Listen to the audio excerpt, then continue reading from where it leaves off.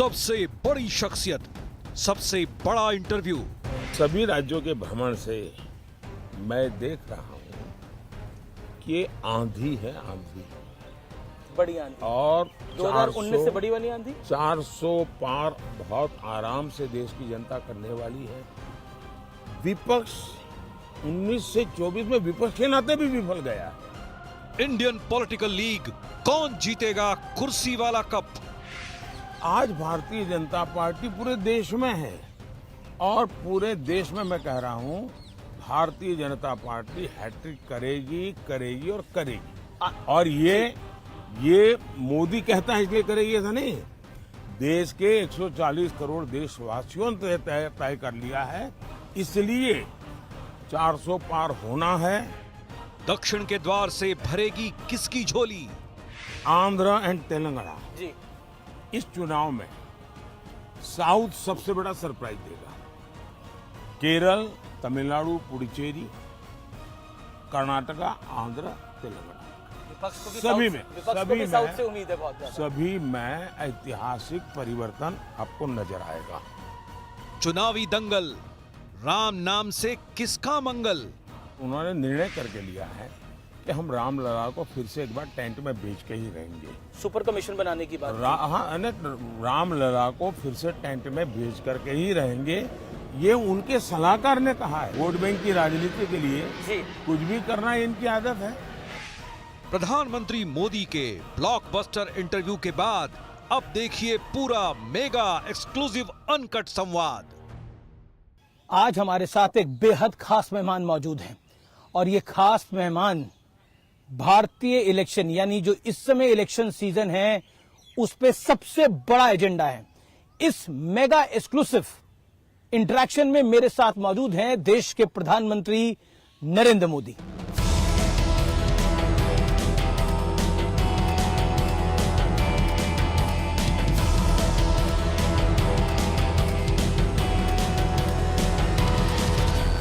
मेरे साथ इस चुनावी सीजन का सबसे बड़ा, जिसे कहते हैं सबसे बड़े मेहमान है, यानी एक मेगा एक्सक्लूसिव इंटरव्यू देने के लिए हमारे साथ प्रधानमंत्री नरेंद्र मोदी इस समय मौजूद हैं। मोदी जी, आपका अभिनंदन है न्यूज 18 पे। नमस्कार। नमस्कार भैया, आपके सभी दर्शकों को भी हमारा नमस्कार।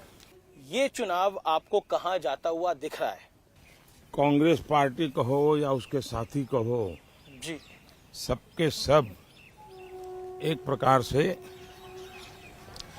दिशाहीन नजर आते हैं। अब देखिए, आपको कहीं पर भी इंडी अलायंस नजर नहीं आएगा। वो नेता नहीं तय कर पा रहे हैं, वो एजेंडा तय नहीं कर पा रहे हैं। उनको लगता है कि मोदी का घोर विरोध, मोदी को गाली गलौज जी, उसी से उनका काम चल जाएगा और वो उसी के आधार पर जी, चुनाव जीतना चाहते हैं। देश, इतना बड़ा देश, जी, आज खास करके जो नौजवान मतदाता है जी, वो ये हमेशा सोचता है कि भाई आखिरकार इतने बड़ा देश, इतनी विविधताएं, ऐसा कौन नेता है जी, जो इसको संभाल पाएगा? नाम बताओ। इंडी अलायंस के लोग नाम नहीं बता पा रहे हैं और वो कहते हैं बाद में, फिर इतना भी कहते हैं कि भाई, अभी एक मैंने कहीं अखबार में पढ़ा, वो एक ऐसी फॉर्मूला ला रहे हैं जी, जिस फॉर्मूला में 5 साल में 5 प्रधानमंत्री, हर वर्ष एक प्रधानमंत्री। अगर हर वर्ष एक प्रधानमंत्री वो लाएंगे जी, तो आप मुझे बताइए कि देश का क्या होगा।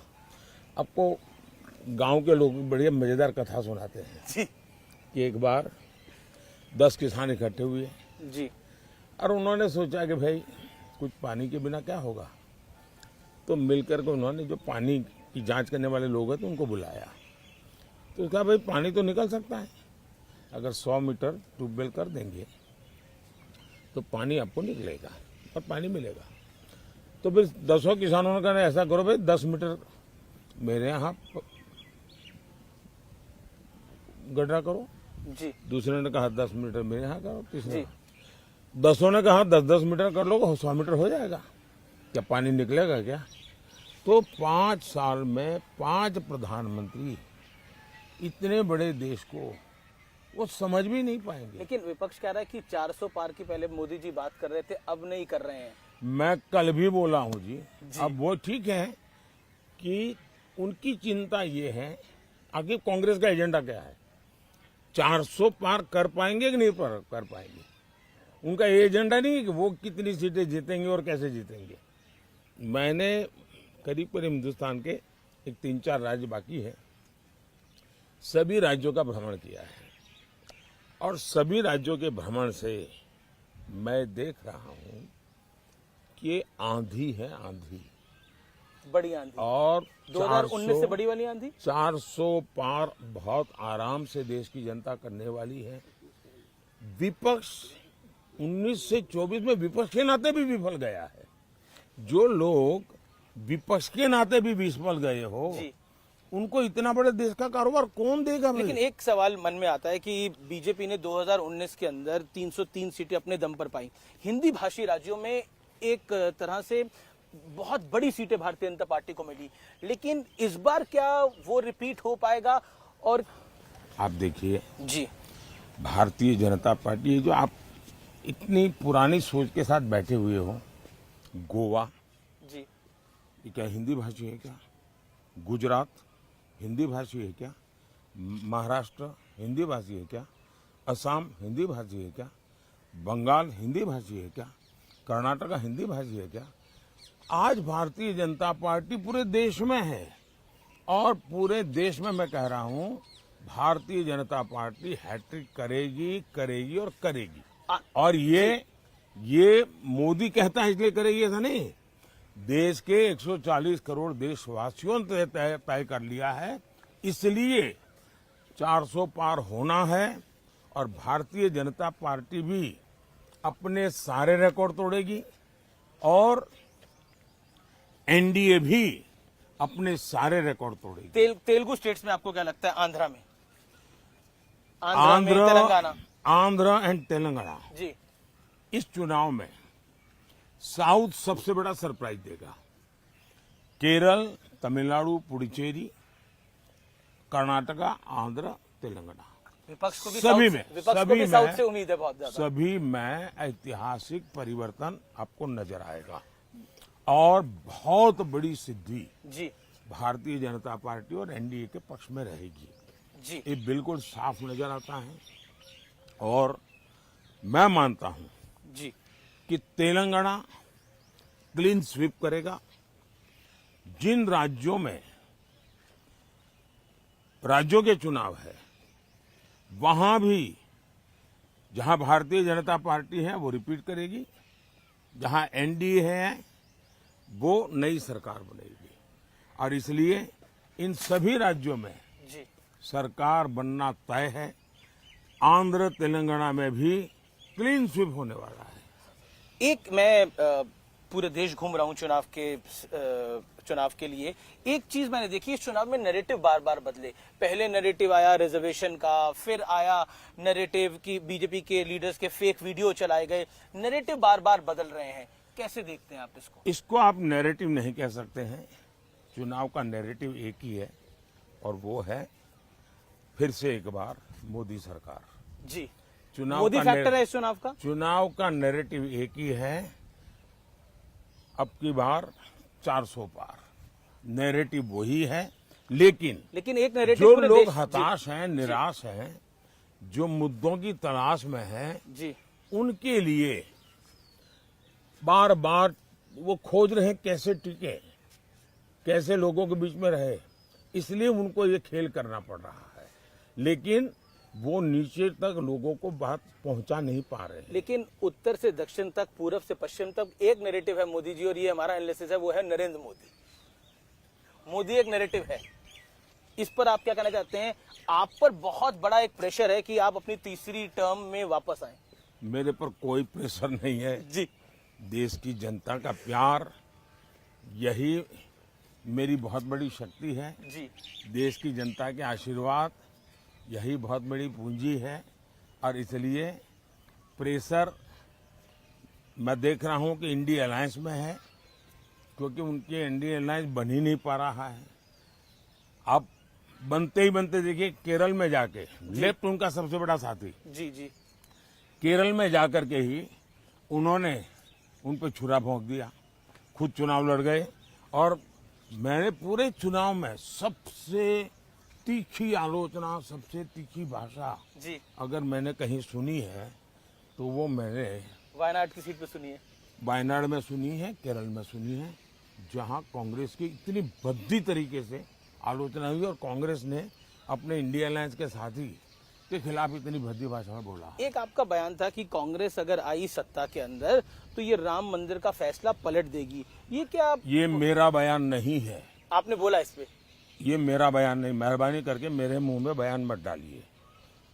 ये बयान है कांग्रेस के विश्वस्त सलाहकार का, जो कांग्रेस के 30 साल तक और टॉप परिवार के सलाहकार रहे हैं। उन्होंने कहा है कि ये तय है और उन्होंने निर्णय करके लिया है कि हम रामलला को फिर से एक बार टेंट में बेच के ही रहेंगे। सुपर कमीशन बनाने की बात हाँ, रामलला को फिर से टेंट में बेच करके ही रहेंगे, ये उनके सलाहकार ने कहा है।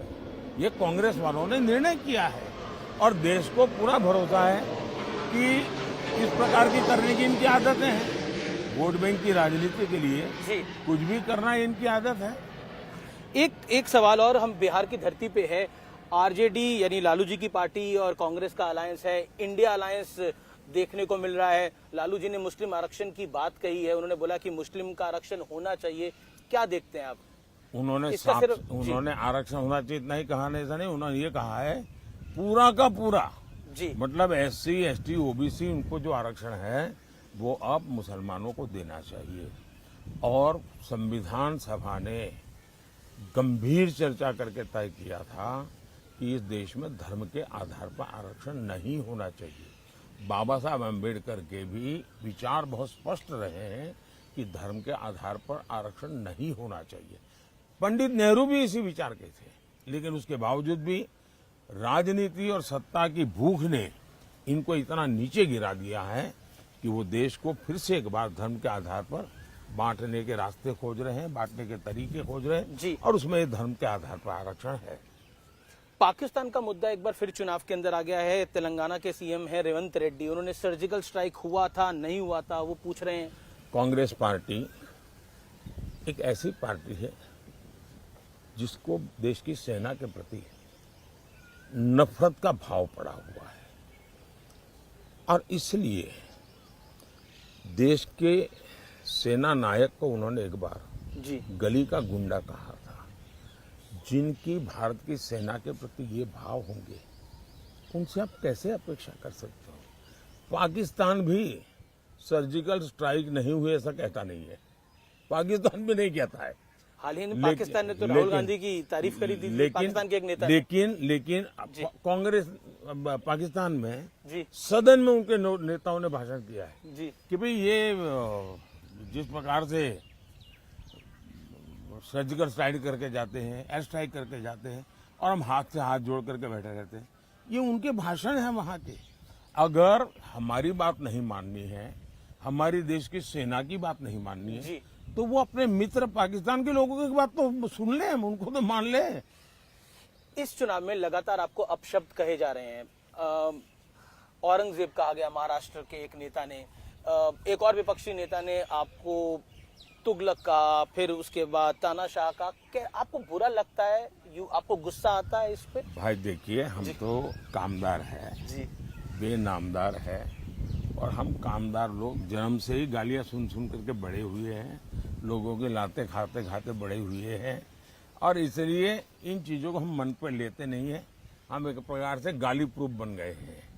और मैं तो कहता हूँ, लोग मुझे कभी पूछते हैं मोदी जी आपकी इतनी बड़ी एनर्जी का रहस्य क्या है, तो मैं कभी मजाक में कहता हूँ कि मैं डेली 2 किलो गाली खाता हूँ और उसी से मुझे ऊर्जा मिलती है। देखिए, मेरी एक बहुत पुरानी कविता है, मुझे अभी याद तो नहीं है, लेकिन उस कविता का भाव ये था जी कि मुझे जो पत्थर फेंकते हैं, मैं उन्हीं पत्थरों से पक्षी बना देता हूँ और मैं उसी से ऊपर चढ़ जाता हूँ। और दूसरा मैं कहता हूँ ये जितनी गंद उछालेंगे, जितना कीचड़ उछालेंगे, जी। कमल उतना ही ज्यादा खिलेगा। एक सवाल आखिरी ये है कि माताओं और बहनों का आपसे एक विशेष लगाव है। हम बंगाल का वीडियो देख रहे थे, उस बंगाल के वीडियो के अंदर महिलाएं, मतलब उनके आंखों में आंसू आ रहे हैं। एक इमोशनल कनेक्ट जो है, इसको प्रधानमंत्री जी आप किस तरह से देखते हैं? क्योंकि ये बहुत बड़ा इमोशनल कनेक्ट है। मेहरबानी करके जी। इन माताओं बहनों का जो आशीर्वाद है, इसको राजनीति के तराजू से मत तोलिए। ये एक भावात्मक विषय है और मैं मानता हूं कि मेरे देश का कल्याण करने के लिए मेरी मातृशक्ति को एम्पावर करना चाहिए, स्त्री शक्ति को एम्पावर करना चाहिए, नारी शक्ति को बढ़ावा देना चाहिए। तो मैं एक बड़ी श्रद्धा से, एक पूजा भाव से काम कर रहा हूं। कृपा करके इसको राजनीति के तराजू से मत तोलिए। और मैं चाहता हूं मैं वैसा ही पूरे भक्ति भाव से इस देश की माताओं की सेवा करूं, इस देनों की बहनों की सेवा करूं, इस देश की बेटियों की सेवा करूं। यूथ वोटर को, जो फर्स्ट टाइम वोटर है, उसको आपका मैसेज क्या होगा प्रधानमंत्री मोदी? मेरा उनके लिए कोई मैसेज नहीं है। मुझे तो देश के युवा का मैसेज चाहिए। मैं देश के युवाओं की इच्छा आकांक्षा के अनुसार चलना चाहता हूं। फर्स्ट टाइम वोटर क्यों वोट करे मैं नरेंद्र मोदी को, फर्स्ट बीजेपी टाइम को? वोटर की इच्छा अनुसार देश बनाना चाहता हूं। हमने अभी जो 2047 का विजन बनाया, करीब 35 लाख नौजवानों से मैंने फीडबैक लिया है और मैं अभी 100 दिन का कार्यक्रम बनाया है। जी। मैं अभी सोच रहा हूं कि मैं 125 दिन का बनाऊं और मैं 25 दिन जो है उसके लिए देश के युवाओं को पूछने वाला हूं। ये 25 दिन के लिए उनके क्या सुझाव है, कौन से काम मैं पहले करूं। तो मैं इस प्रकार से देश के युवकों को उनकी आशा आकांक्षा के अनुसार देश चलाना चाहता जेनजी हूं। जनरेशन आपसे पूछना चाहती है, आपका कोई बेस्ट फ्रेंड है? नरेंद्र मोदी का कोई बेस्ट फ्रेंड है? BFF, best friend for ever. मतलब क्या मतलब मतलब होता आपका है? कोई खास दोस्त है जिसके साथ आप दिल की बात करते हैं? ऐसा है, मैं देश के 140 करोड़ देशवासियों से दिल की ही बात करता हूं जी। मैं तो जीता हूं दिल के संबंधों से। जी। बहुत बहुत धन्यवाद जी। धन्यवाद प्रधानमंत्री जी, आपने हमें समय दिया। नमस्कार जी। और आप 100 से ज्यादा रैली और रोड शो कर चुके हैं। इतनी ऊर्जा आप कहां से लेकर आते हैं? धन्यवाद जी। धन्यवाद प्रधानमंत्री मोदी।